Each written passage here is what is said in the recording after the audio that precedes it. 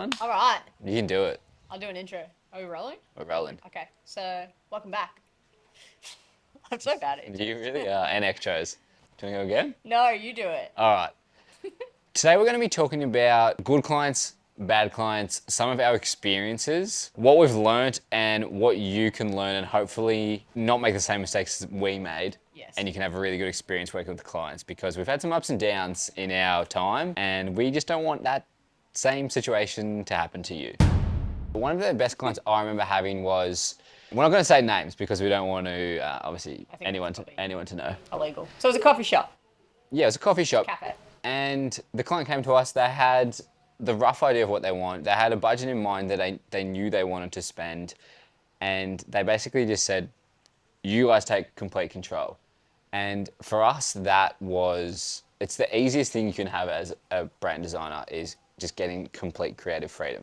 And obviously, we still took into account their personal preferences or anything that they wanted to include, but we had a good enough understanding of the client because we'd had some discussions with them already about what they wanted, and they just pretty much said, off you go. We said, we'll talk to you in X amount of time, whatever it is, and we'll give you some options. Yeah. And that was such a fun client. So we just did the research in the area and did something a little bit different to what else was on that street and got a lot of attention, that branding. It did. Got a lot of social media attention. I think it's in broadsheet as well. Yeah. Unpaid broadsheet. And yeah. Yeah, it was just nice to when the client trusts you, but that's something that you have to make the client do. The client can't just come to be like, oh yeah, I trust you're going to do a good thing. Like Yeah. if you have no experience or you don't know what you're talking about, they're not going to believe in you. So make them believe it, and then they'll probably give you more freedom, and they'll let you just kind of run off and then come back and say, here, it's done. Makes your life easy, makes their life easy, and everyone has a good time. Yes. I also think that that client had a lot of trust in us because it was a cafe and Eden had done a lot of cafe branding before that. So we did have that kind of credibility and that trust already built around that industry. Which is where having a niche in branding can be advantageous. Definitely. Another good client we had, again, not naming names, I don't think we should name the product. No. It was a service actually. So she had a service and she did put 100% trust in us. We gave her a few different concepts, and there was one concept where we wrote a little bit of poetry, a little bit of prose for her, which didn't really fit in the industry, but we thought it could be quite cool. And we didn't hear from her for a week. And in that email, she was like, I read that piece of poetry, and I was like, what the hell, guys? Like, this is so trash. And then she's like, I waited a week, and I reread it, and she's like, this is gorgeous. Like, it's going to fit so perfectly, going to be such a great addition to my brand. So I think I really appreciated that she didn't act on her emotions straight away and gave something a little bit different a chance, which I think is good. Having an open-minded client and someone who doesn't act on impulse or act on emotions is really, really good. Yeah. Is that all? I didn't add anything. Sorry. And we've got one more good client example, which was a sandwich shop. And this client was good purely because the idea was really fun. He also gave us full creative freedom of it, gave us a bit of a like creative direction of what he wanted, which was like very coastal Mediterranean, which was really cool. And I think just doing the research and having fun with that was a good client. So I think take on projects that you actually want as well. Also, with that, he had a business plan, and a lot of the time, people used to come to us and they had no business plan, and we'd basically just shred them apart because if they failed, it came back on us as well. Definitely, yeah. And it's like, well, part of the reason we failed is because of your branding. Yeah, and And it's like, no, well, your business idea sucks. whereas this guy, I think he was like a financial advisor. He worked in something to do with money, so Yeah. he like understood his like runway and like what he needed to actually open it. And Yeah. And he was really good additionally with communication. He wouldn't yes, over communicate with us. He would communicate when appropriate. yes, and gave feedback when appropriate as well. Yeah, he was overall quite a He was probably one of my favorite clients, and probably one of the best brands we've created. yeah. I would say. Miss him. Yeah, I miss him too. We should follow up with I him. wonder what he's doing. Okay, now we're here for the juicy stuff, the bad stuff that we look for in clients. Why everyone's really here. Yeah. Okay, we've got a few examples. I think. The first red flag or the first issue that I think we ran into early days is not being paid.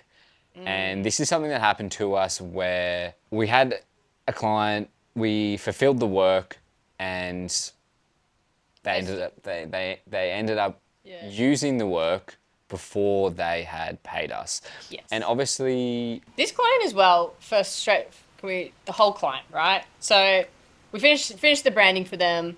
They were super hyped with it. They were like rolling it out. And then maybe like a couple weeks later, they still hadn't paid us, but a couple of weeks later, they were like, oh, actually, I don't really like it.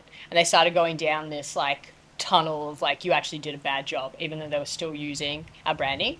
So I think they started spinning this lie because they didn't want to pay us. yeah, And yeah, they didn't pay us for months and months and months, and we just kept following it up, and eventually we had to get a debt collection agency to follow them up, and we got some of our money back, but honestly, it was not worth it. at the time though, this was very early days on when we Yes. had just basically quit our jobs and we were trying to make the business work.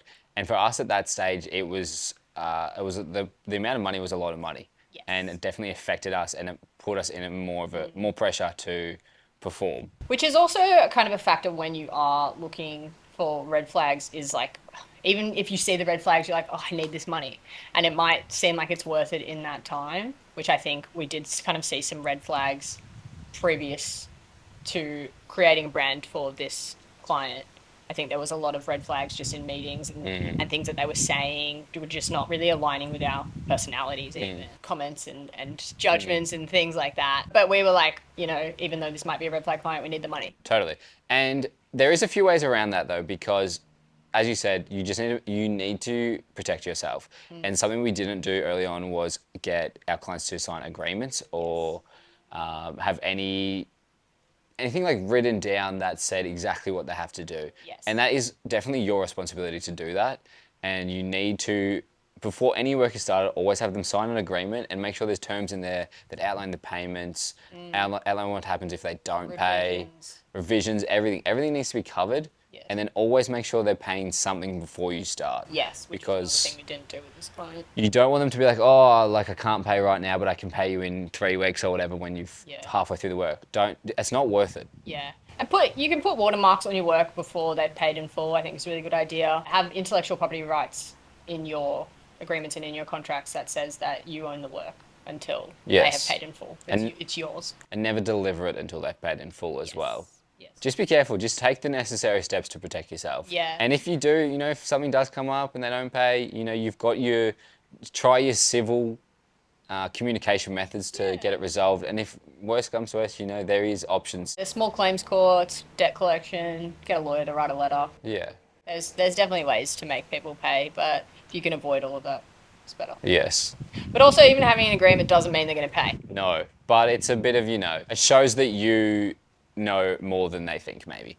You might have a better understanding. They think they can get past you, but you're like, no. And that just might keep them accountable. So that was one bad client. Next bad client. This client was a potential client. It was actually someone we didn't work with, but from day dot, we didn't really want to work with them.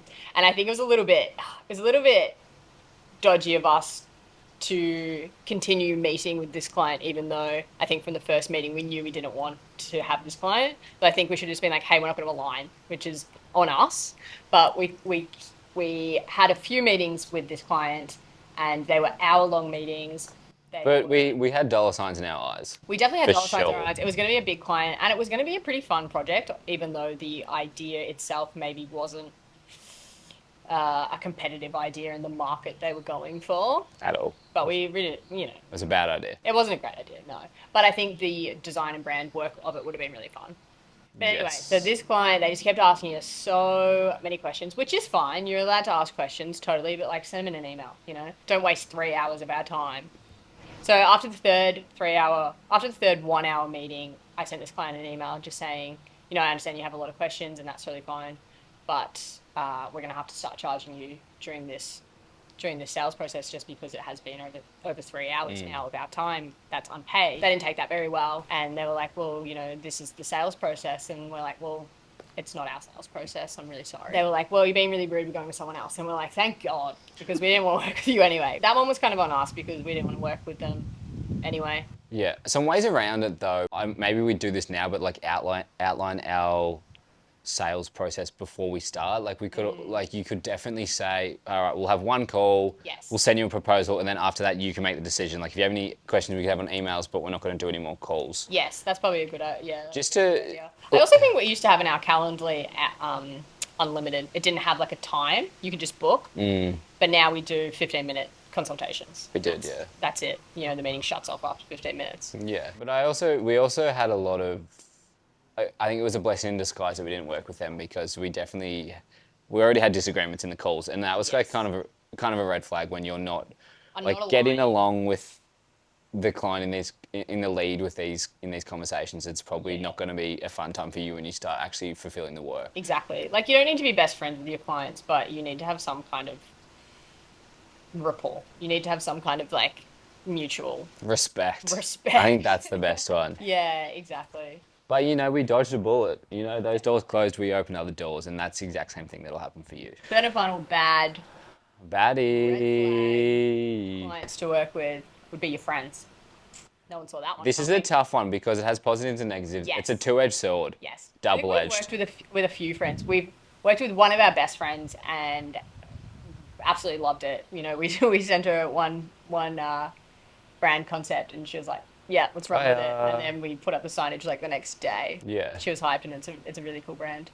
We could probably name drop her, but maybe we won't. No. But we have also worked with other friends, and there's no kind of boundaries, and there's no saying no to your friends really. It's hard.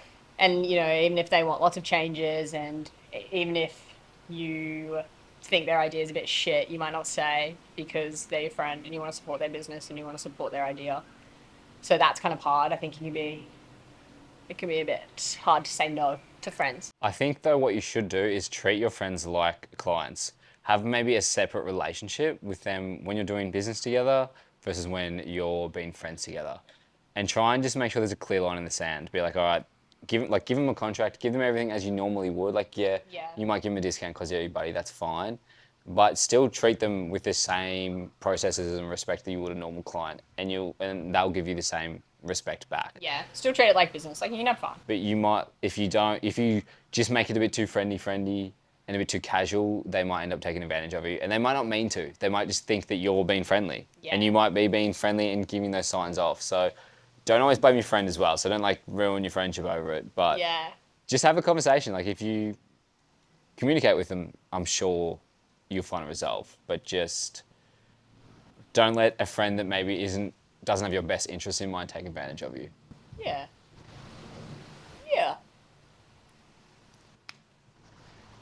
That's all we have time for. That's all we have time That's all we have time for. So obviously lots of positives, lots of negatives with clients, and that's part of the game. Not everyone's going to be good, not everyone's going to be bad. Yeah. Just understand even having clients is such a blessing. Red flag, green flag, purple flag, whatever flag they are. Red flag. Getting a client is always a win. It's always a win. Yes. And take what you can get when you can get them, and then just get better and better and better, and your clients will get better and better and better with time. But just take all the steps that you can to avoid disaster.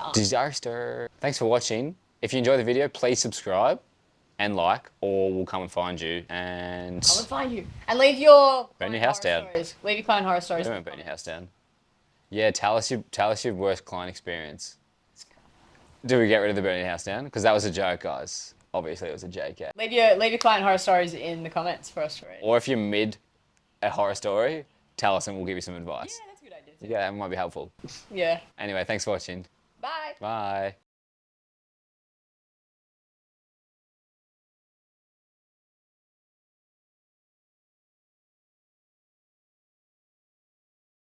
Burn your house down.